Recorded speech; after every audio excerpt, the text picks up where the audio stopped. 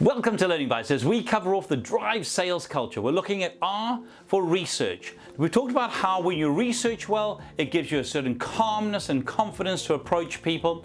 We talked about preparing well and having a plan before you contact customers. We've talked about practicing before you go and see customers so that you represent the company brand incredibly well.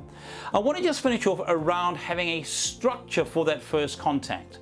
And the acronym I like to use for that is CARE, C-A-R-E.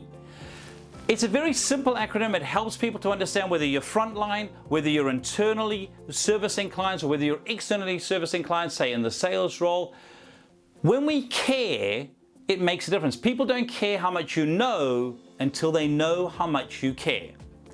So, what does care look like when we're engaging with people? Well, the very first thing we want to do, the C, is we want to connect.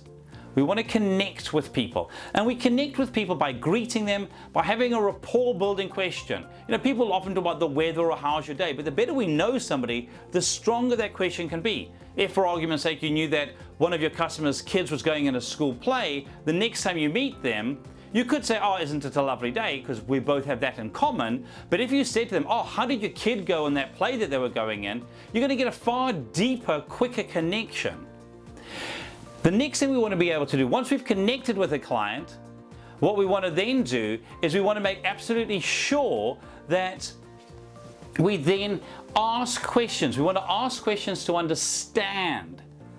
So many people will ask questions, try and lead customers where they want to go. But first of all, that lovely Stephen Covey quote, seek first to understand before you seek to be understood. So we want to understand the client, have great questions.